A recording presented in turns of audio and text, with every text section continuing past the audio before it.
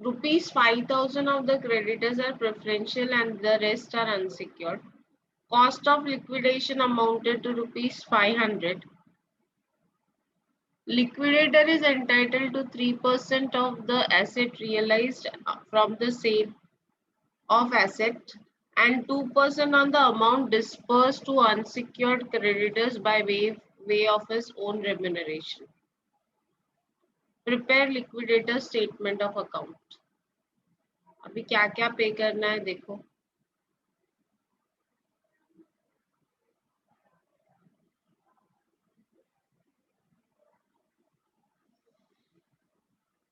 So this is your final problem.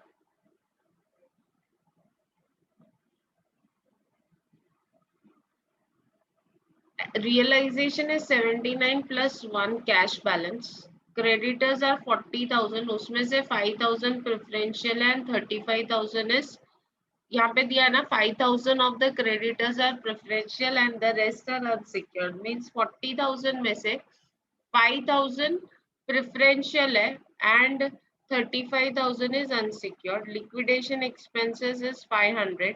Liquidator is entitled to 3% of the amount realized on the sale of asset and 2% on the amount distributed to unsecured creditors. Unsecured creditors are 35,000.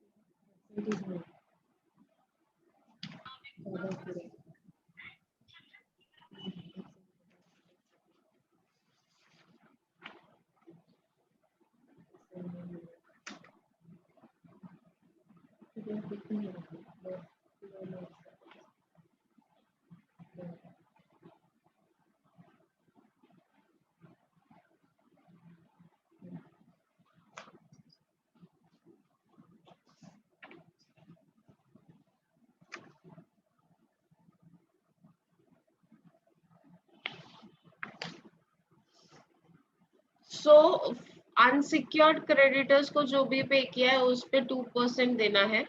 3% on asset realized. चलो पहले हम लोग एक छोटा सा working करते हैं. Liquidators final statement of account बना लेते हैं.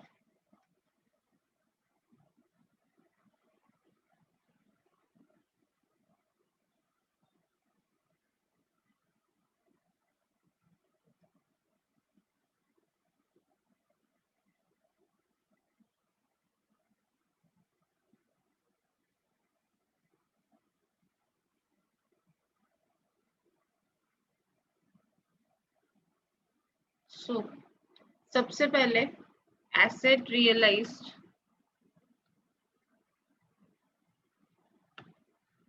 79,000.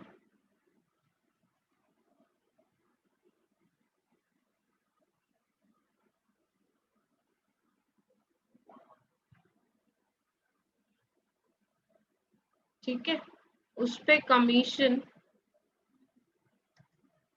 3% है ना. Liquidator is entitled to commission of 3%. So 3% commission कितना होता है? 79,000 का 3% कितना होता है?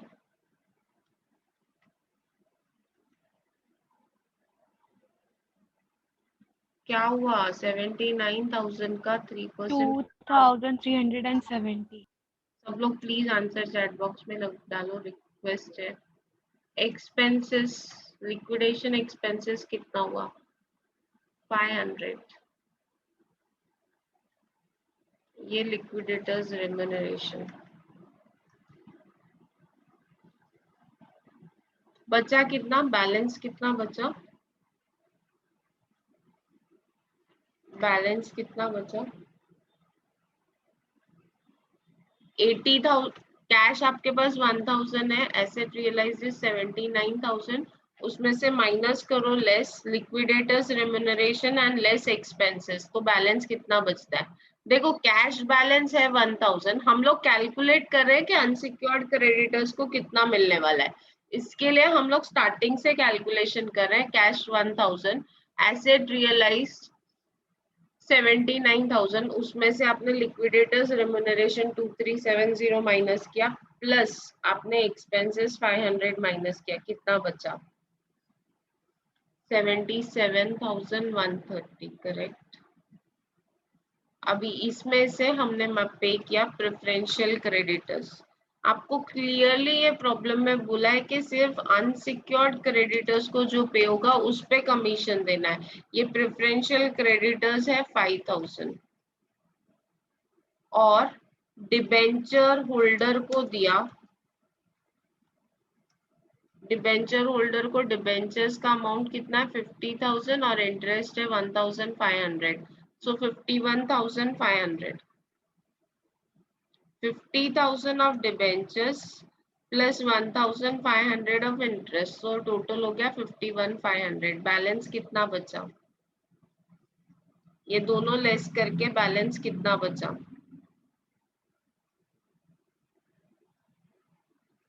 What is balance? 20,630। ओके, अब ये 20,630 में किसको जाएगा?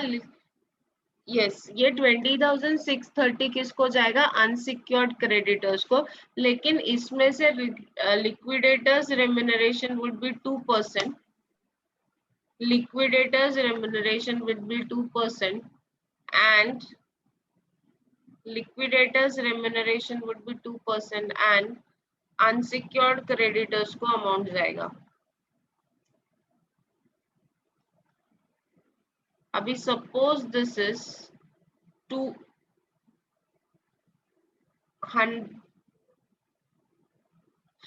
अगर हम अनसिक्योर्ड क्रेडिटर्स को पे कर रहे हैं, if we are paying 100 to unsecured creditors, तो उसका 2% लिक्विडेटर्स रेम्युनरेशन होगा, मतलब ये टोटल 102 है। तो कैलकुलेट इसमें से लिक्विडेटर्स रेम्युनरेशन कितना होगा और अनसिक्योर्ड क्रेडिटर्स को कितना जाएगा। 20,630 into 2 divide by 102 into 2 divide by 102 कितना होता है?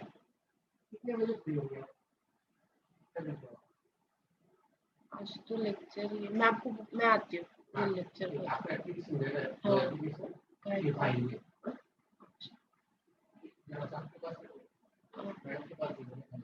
ठीक, 20,630 into 2 डिवाइड बाय 102 कितना होता है? 2630 into 2 डिवाइड बाय 102 कितना होता है? यस, अफरोज नहीं लिखा है आंसर, बाकी लोगों को आंसर नहीं आ रहा है क्या? What about others?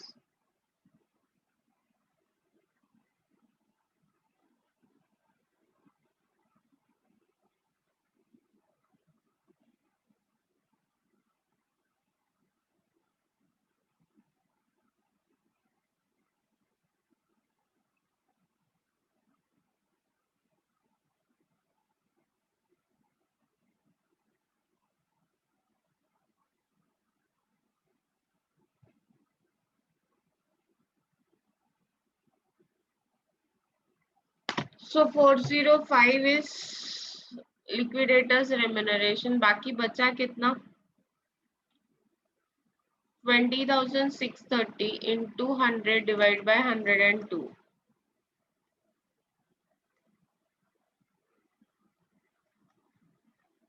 कितना होता है?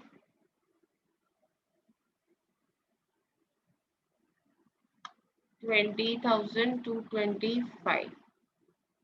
ओके, अभी हम liquidators final statement of accounts बना सकते हैं। Can we prepare liquidators final statement of accounts? चलो लेट अस सी।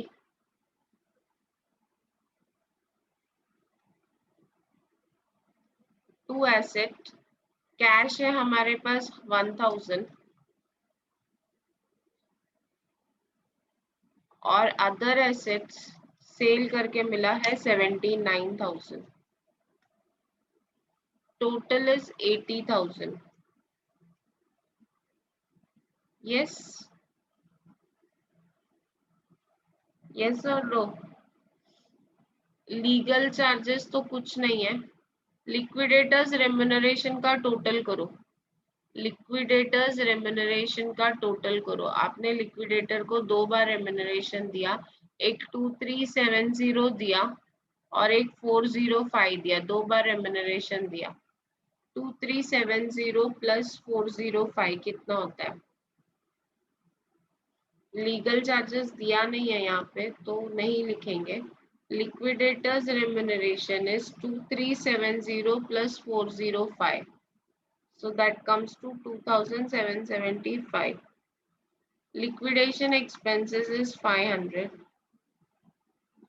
Preferential creditors को हमने कितना पे किया? Preferential creditors को हमने कितना पे किया? 5,000. लेकिन always remember आप preferential creditors लास्ट में लिखने का रहता है. ये फॉर्मेट में थोड़ा सा मिस्टेक है. अभी हम लोग पहले लिखेंगे बाय डिबेंचर होल्डर. हमेशा याद रखो पहले प्रेफरेंशियल क्रेडिटर से पहले डिबेंचर होल्डर आना चाहिए.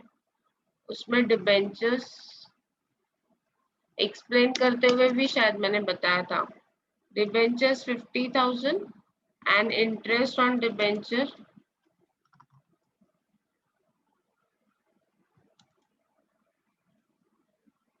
5,000. So total is 55,000. Interest on debenture कितना है? 1,500. So this is 51,500 by preferential creditors.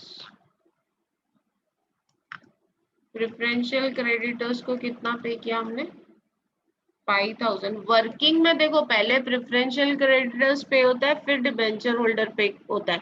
लेकिन जब हम ये फॉर्मेट बनाते हैं ना तो फॉर्मेट में हम पहले डिबेंचर होल्डर लिखते हैं और फिर प्रेफरेंशियल क्रेडिटर्स लिखते हैं. Is it clear?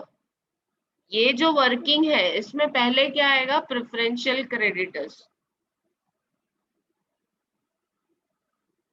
लेकिन जब आपके स्टेटमेंट में आप रिकॉर्ड करते हो तो स्टेटमेंट में it is first debenture holders लिखना है फिर प्रेफरेंशियल क्रेडिटर्स लिखना है. Amount is 5,000 by unsecured creditors.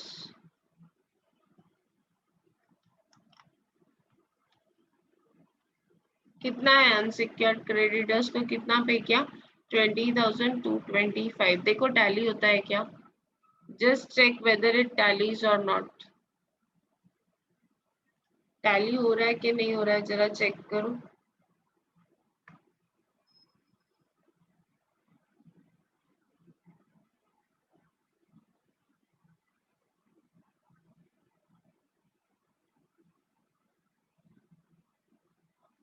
Yes ma'am. Tally हुआ?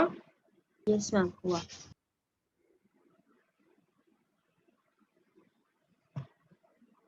It should tally at 80,000. नहीं हुआ मतलब हमने कुछ तो गड़बड़ की है. It has to tally. समझ में आया आप लोगों को? Any doubt? Anyone? किसी को कोई डाउट है तो पूछ सकता है.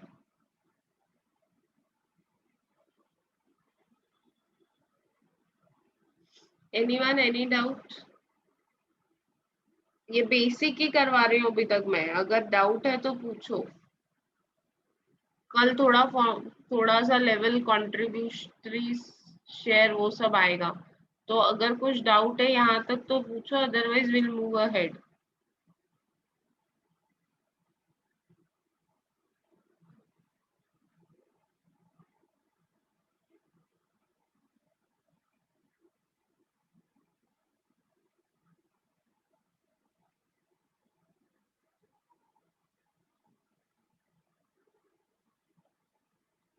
Now see this problem. ये वाला प्रॉब्लम देखो. Problem number 7. प्रॉब्लम नंबर 7 देखें क्या? हाँ, आई अफरीन करती हूँ आज याद। I'll come as soon as I finish. I'll share the recordings on YouTube. Following is the balance sheet of Pooja Engineering Company Limited as on 31st December 2017. Share capital 1500 8% preference shares of 100 each fully paid up 1,50,000. 3,000 equity shares of ₹100 each ₹80 paid up 2,40,000. ये जो amount है equity share capital वाल equity यहाँ पे this is partly paid up shares.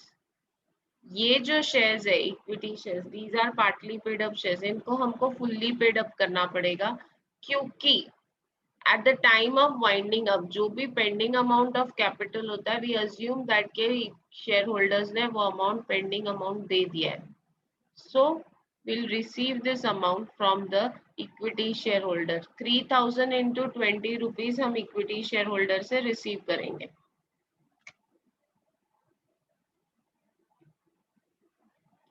Next 4,500 equity shares of ₹100 each 70 paid up। ये भी इसमें भी 30 rupees unpaid है, तो ये भी हमको रिसीव करना पड़ेगा इक्विटी शेयर होल्डर से। एक पे 30 आउटस्टैंडिंग है और एक पे 20 आउटस्टैंडिंग है। 3,000 शेयर्स पे 20 एंड 4,500 शेयर्स पे 30 रुपीज आउटस्टैंडिंग है।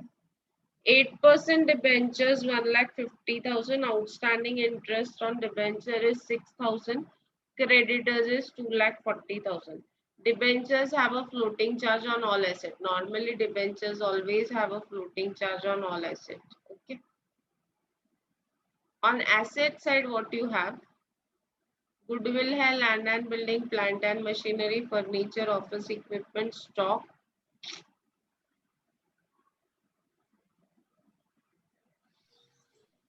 Shit.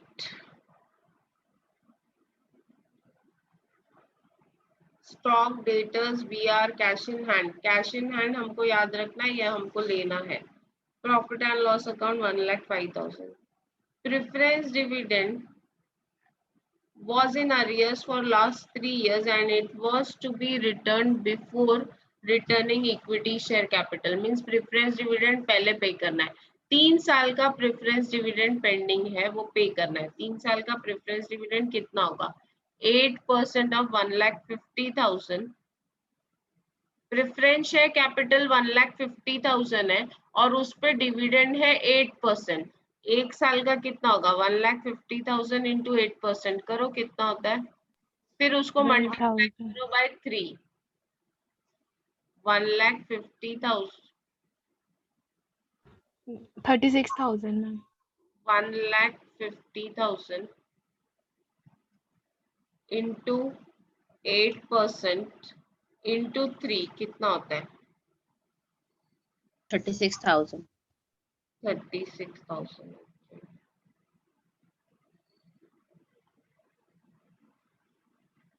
So 36,000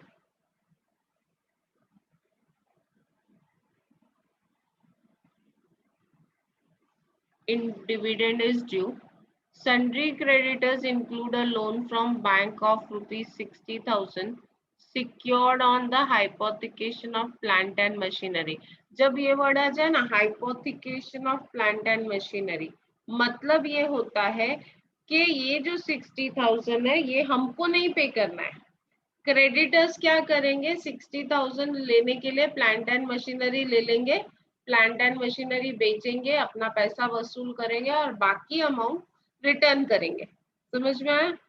मतलब ये प्लांट एंड मशीनरी देखो यहाँ पे दिया ना 75,000, इस 75,000 में से 60,000 किसको जाएगा? सन्ड्री क्रेडिटर्स बैंक लोन को, और बचा हुआ 15,000 सरप्लस हम दिखाएंगे। ये जो पेमेंट है will not show this payment. Okay,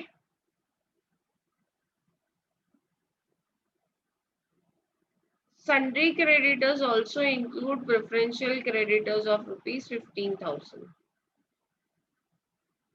Asset realize, liquidator realize the assets as follows.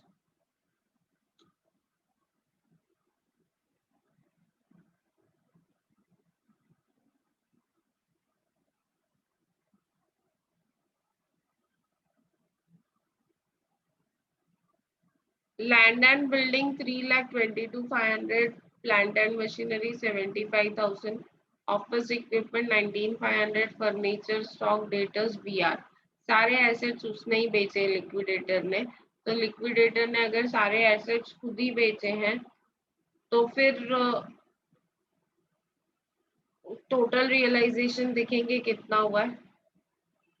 Legal charges on liquidation amounted to ₹1,500.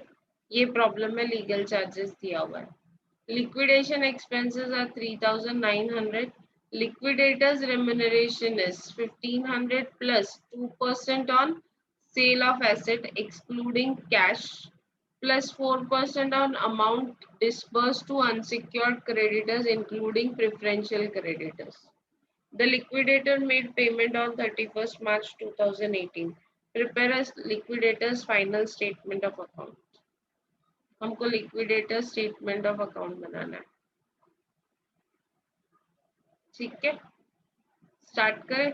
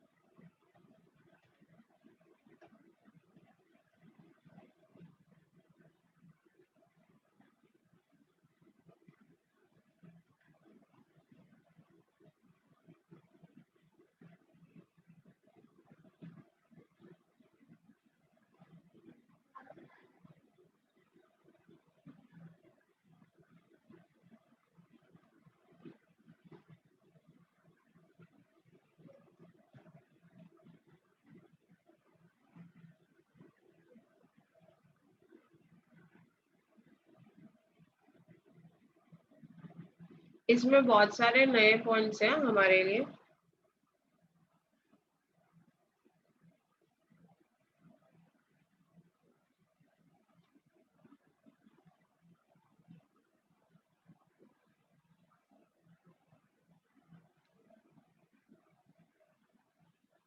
To assets, assets पहले एसेट्स रियलाइज डाल ही देते हैं. ठीक है, कैश, ये प्रॉब्लम में कैश दिया था 12,000 शायद. Cash in hand is 12,000.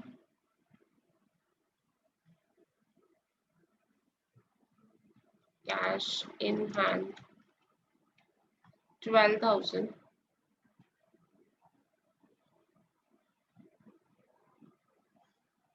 फिर एसेट रियलाइज में लैंड एंड बिल्डिंग 3,22,500. मैं खाली लिख रही हूँ यहाँ पे land and building 3,22,500.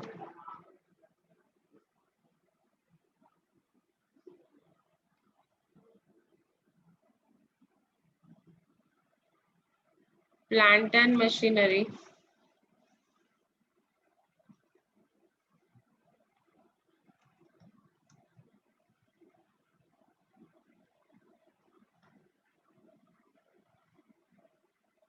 Plant and machinery had a floating charge, बराबर. सॉरी, हाइपोथिकेशन था तो प्लांट एंड मशीनरी लास्ट में दिखाते हैं. Office equipments 19,500.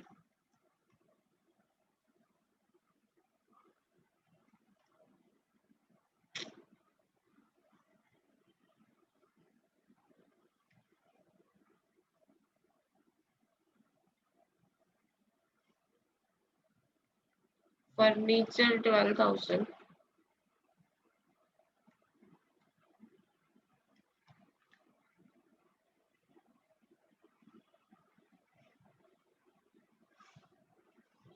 चौक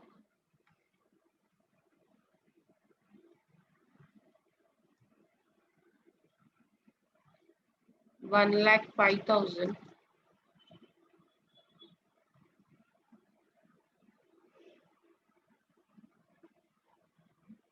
Debtors 90,000.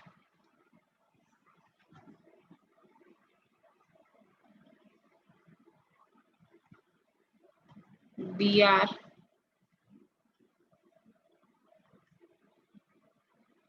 21,000.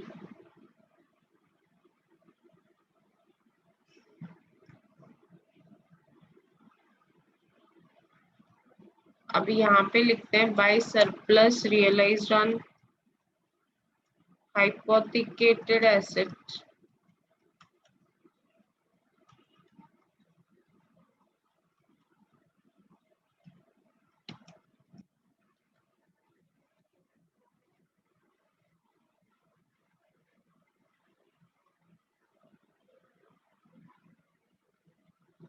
$75,000 प्लांट सेल करके आया, खाली सरप्लस रियलाइज लिखा तो भी चलेगा. Plant and machinery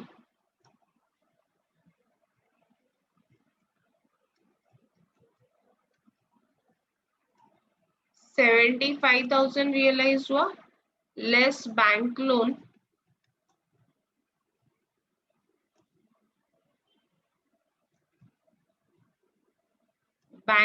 is 60,000. So outer column में आएगा 15,000.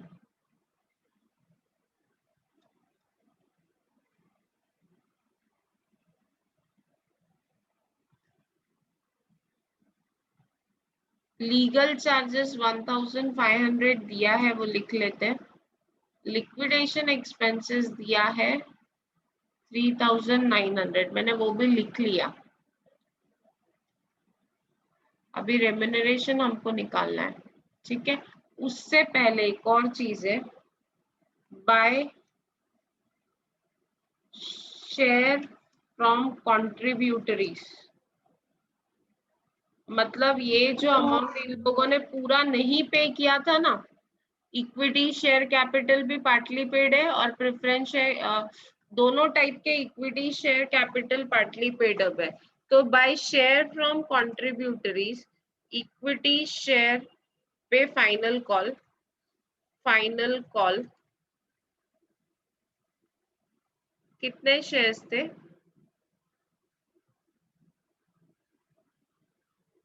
3,000 into 30, sorry 20, that is 60,000. and second shares पे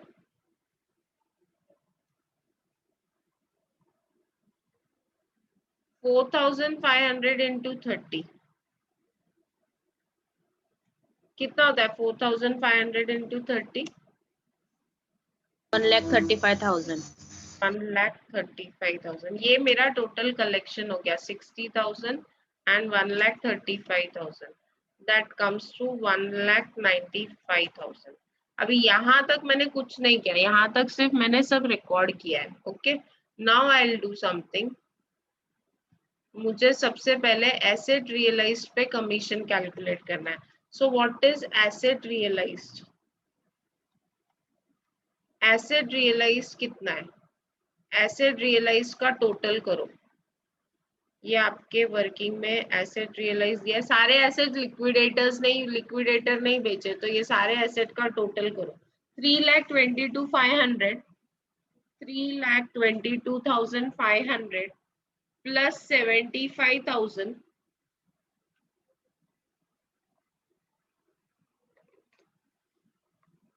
plus 19,500 plus 19,500 plus 12,000 plus 1,05,000 plus 90,000 plus 21,000 कितना होता है?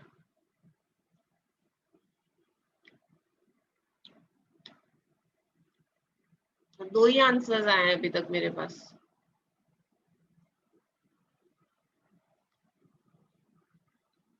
$6,45,000। Okay yes. अभी एसेट रियलाइज पे कितना कमीशन है लिक्विडेटर्स को? 1,500 plus 2% on sale of asset, excluding cash, plus 4% of amount disbursed to unsecured creditors, including preferential creditors.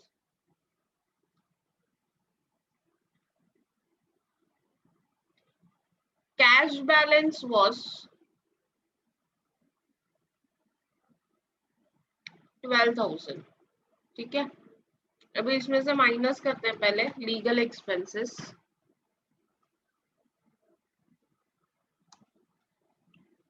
कितना है legal expenses? 1,500। Liquidators remuneration 1,500 plus 2% of asset realized, 6,45,000 का 2%, 6,45,000 into 2% कितना होता है?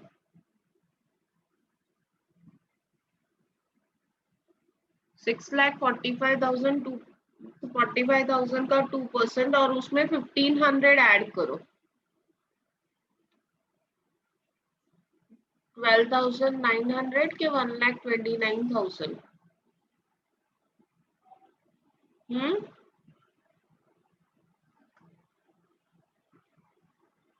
स्लाइड कंफ्यूजन है मुझे।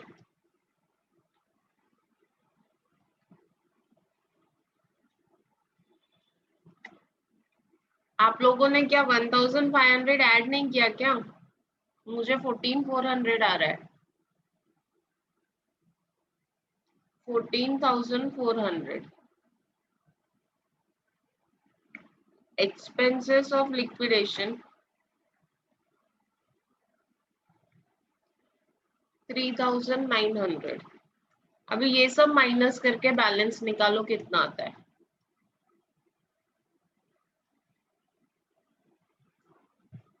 12,000 plus 6,45,000 minus 1,500 minus 14,400 minus 3,300. What is the balance? 12,000 plus 6,45,000 और minus करो 1,500, 14,400, 3,900. What is the balance? 6,37,200। Okay, इस 6,37,200 में से सबसे पहले पे करेंगे, मैंने अभी तक ये शेयर ऑफ कॉन्ट्रीब्यूटरीज नहीं लिया है। हाँ, सबसे पहले बैंक लोन पे करेंगे which was secured on hypothecation.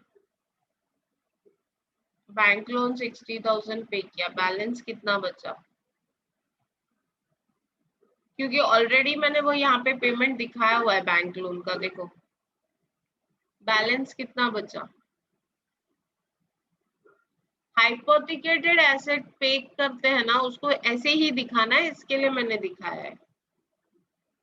हाइपोथिकेटेड asset, mortgage asset जब भी सेल करते हैं तो ऐसे ही दिखाना है। 5,77,200। अभी इसमें से पे करेंगे प्रेफरेंशियल क्रेडिटर्स। प्रेफरेंशियल क्रेडिटर्स कितना था आपके प्रॉब्लम में?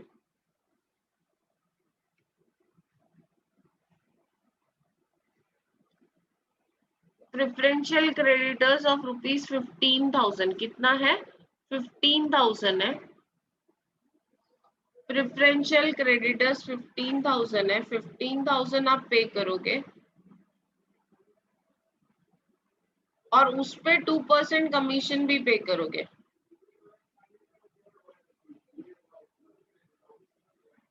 Less preferential creditors 15,000 and preferential creditors 15,000 और उस पे लिक्विडेटर्स रेम्यूनरेशन 4%. कितना liquidators remuneration है? Let us check liquidators remuneration. 4% on the amount distributed to unsecured creditors, including preferential creditors. So 4%. कितना होता है 15,000 का 4%? 600. 15,000 का 4%. Is it 600? Yes, ma'am.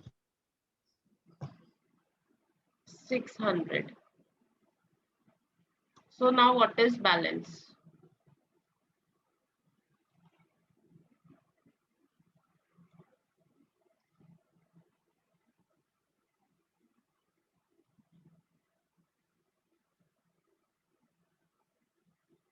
$5,77,200 में से हमने 15,000 और 600 माइनस किया तो कितना बैलेंस बचा?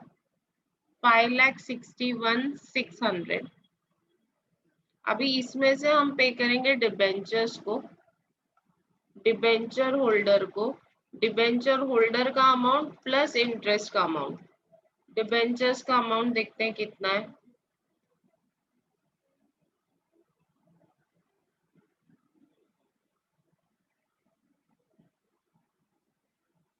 1,50,000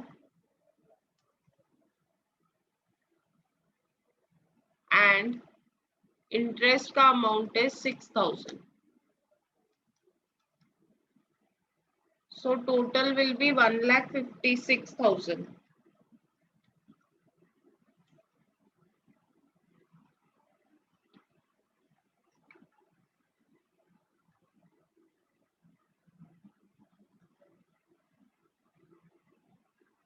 अब बैलेंस कितना बचा? What is balance? 4,05,000.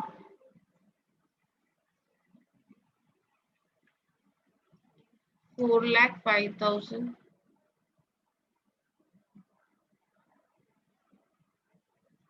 600. अब इसमें से पे क्या करना है देखते हैं एक बार लाइबिलिटी साइड में और क्या क्या था. क्रेडिटर्स है, बस अभी क्रेडिटर्स है और फिर प्रेफरेंस शेयर होल्डर और वो सब है. तो क्रेडिटर्स, अनसिक्योर्ड क्रेडिटर्स कितना है ये अब मैं यहाँ पे लिखती हूँ. अनसिक्योर्ड क्रेडिटर्स यहाँ पे साइड में लिख रही हूँ. Unsecured creditors in your balance sheet was 2,40,000. ये जहाँ पे क्रेडिटर्स दिया है 2,40,000 दिया है. Creditors is 2,40,000. उसमें से क्रेडिटर्स इंक्लूडेड बैंक लोन, यहाँ पे लिखा था sundry creditor include a bank loan of 60,000. तो बैंक लोन तो हमने पे कर दिया है. हम एक्चुअली कैलकुलेट करने की कोशिश कर रहे हैं कि हमारा अनसिक्योर्ड क्रेडिटर है कितना. बैंक लोन 60,000 पे किया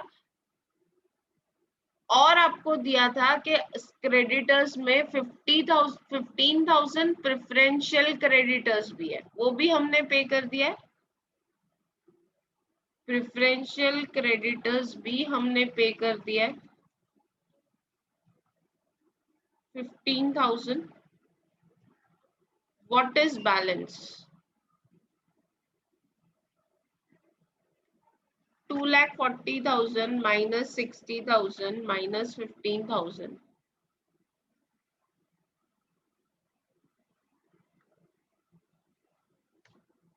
$1,65,000. मेरे पास है सफिशिएंट अमाउंट 1,65,000 पे करने के लिए है. सो लेस अनसिक्योर्ड क्रेडिटर्स 1,65,000 और उस पे लिक्विडेटर्स रेम्यूनरेशन 4%. 1,65,000 पे लिक्विडेटर्स रेम्यूनरेशन 4,000 कितना होता है? 4%. सॉरी, 1,65,000 अनसिक्योर्ड क्रेडिटर्स और उस पे 4%. 6,600.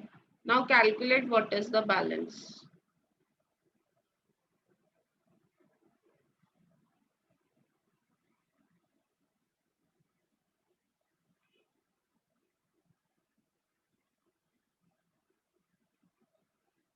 What is balance?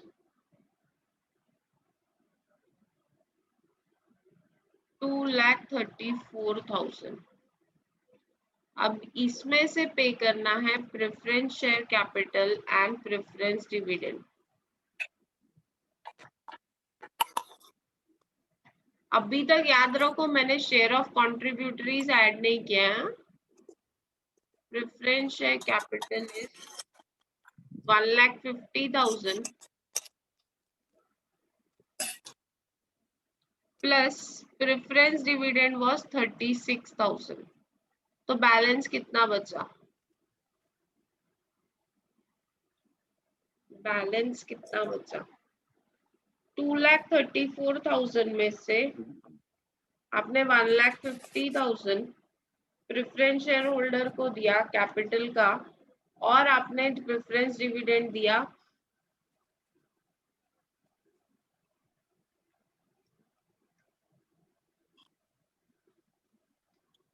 36,000।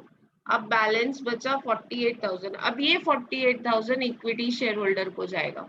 लेकिन याद रखो यहाँ पे एक और चीज है, अमाउंट रिसीव फ्रॉम कॉन्ट्रीब्यूटरीज। अगर है ना प्रॉब्लम में एक ही टाइप के इक्विटी शेयर्स रहते थे ना, मतलब एक ही टाइप के इक्विटी शेयर्स का मतलब क्या, इक्विटी शेयर्स तो होते ही एक ही टाइप के, तो मैं ऐसे क्यों बोल रही हूँ एक ही टाइप के इक्विटी शेयर्स, मतलब यहाँ पे दो कैटेगरी ऑफ इक्विटी शेयर्स दिया था, एक जिस पे 20 रुपीज बैलेंस है और एक जिस पे 30 रुपीज बैलेंस है, करेक्ट।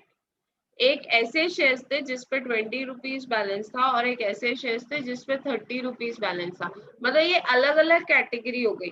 अभी जब मैं इनसे फाइनल कॉल ले लूंगी तो ये सब एक ही टाइप के शेयर्स हो जाएंगे। This all will become one type of shares. इसमें ऐड किया मैंने final call, that is 1,95,000। 48,000 plus 1,95,000 कितना होता है? 48,000 प्लस 1,95,000 कितना होता है? 48 प्लस 195 कितना होता है? 2,43,000। ये पूरा अमाउंट किसको पे करेंगे? Less paid to equity shareholder 2,43,000। Balance will be nil.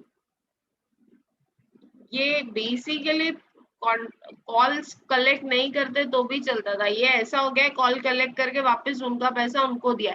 ये इसके लिए किया है क्योंकि यहाँ पे दो कैटेगरी ऑफ शेयर्स थे, एक जिस पे 20 रुपीज पेंडिंग था और एक जिस पे 30 रुपीज पेंडिंग था। तो वो दो कैटेगरी को किसको कितना देने का, फिर दोनों का कंट्रीब्यूशन अलग अलग है ना, तो पहले तो उनको एक लेवल पे लाया और बाद में उनको पे कर दिया। 2,43,000 divide by number of shares कितने हैं?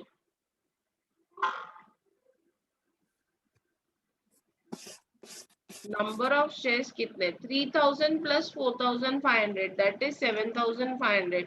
तो पर शेयर कितना मिलेगा? 2,43,000 डिवाइड बाय 7,500 पर शेयर कितना मिलेगा? पर शेयर कितना मिलेगा? 32.4। समझ में आया आपको?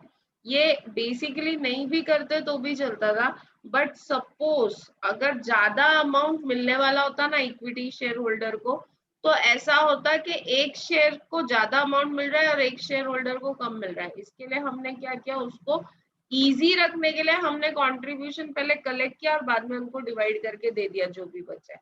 Is it clear? समझ में आया? और अगर एक ही कैटेगरी के शेयर्स होते थे तो then we were not suppose to do all this.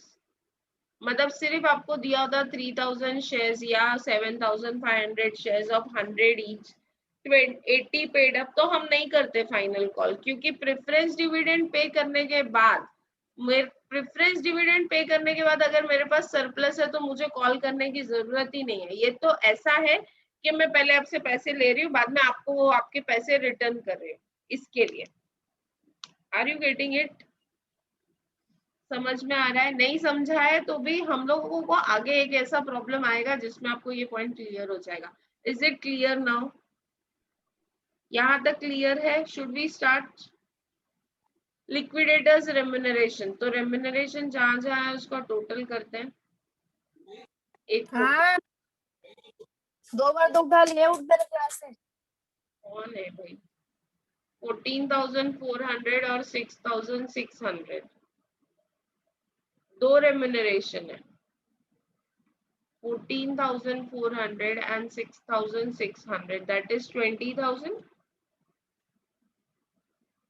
20 के 21, 1,000. 21,000।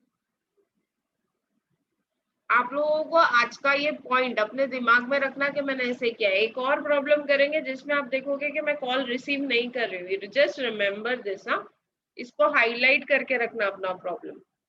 अभी जो जो पेमेंट किया है वो दिखाते जाओ। और क्या करना है अभी आपको? देखो बैंक लोन तो हम ऑलरेडी दिखा चुके हैं, ये तो दिखाने की जरूरत नहीं है। फिर सीधा by debenture holder.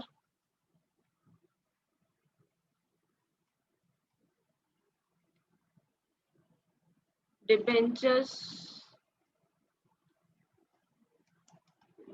1,50,000 and interest 6,000. So total is 1,56,000. Okay. By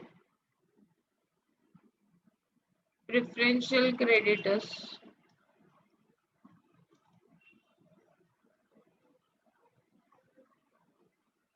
preferential creditors को हमने दिया 15,000।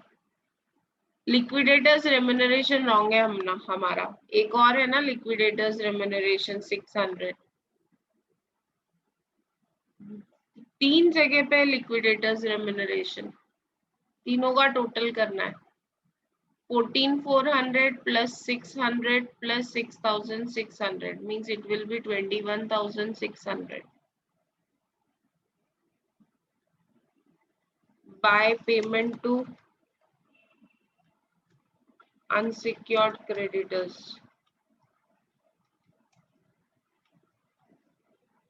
Amount is 1,65,000। जस्ट चेक करते जाओ जो जो पेमेंट मैंने यहाँ पे लिखा है वो सब लिखा है कि नहीं लिखा है। अभी उसके बाद by payment to contributories, share holder नहीं लिखते हैं हम लोग, क्या लिखते हैं? कॉन्ट्रीब्यूटरीज।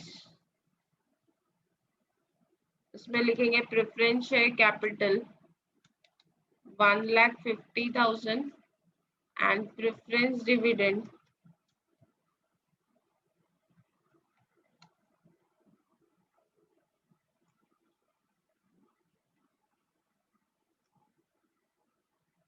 36,000।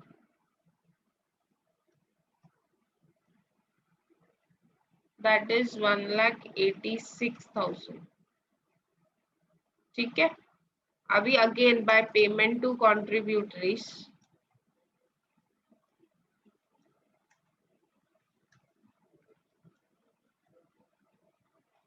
यहाँ पे लिखेंगे इक्विटी शेयर कैपिटल। कितना पे किया? 2,43,000। चेक करो टैली हो रहा है क्या? चेक करो टैली हो रहा है क्या? डेबिट क्रेडिट टैली हो रहा है क्या? ये जो स्टेटमेंट मैंने यहाँ पे वर्किंग बनाया वहीं से मैंने अमाउंट लिखे और लिखती गई। That's all.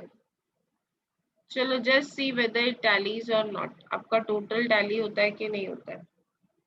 जल्दी करो, I have a lecture in SY।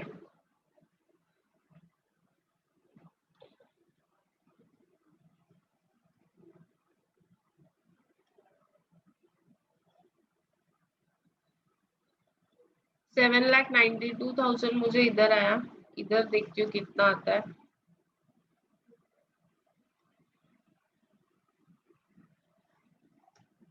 $7,92,000 tally हो गया।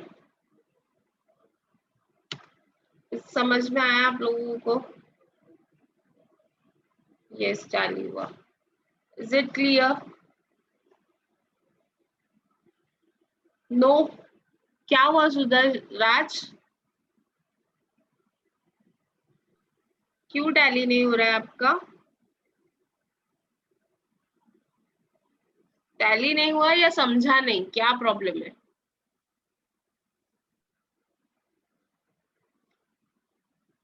You can put it on the chat box. आप बोल नहीं पा रहे हो तो you can put it on the chat box.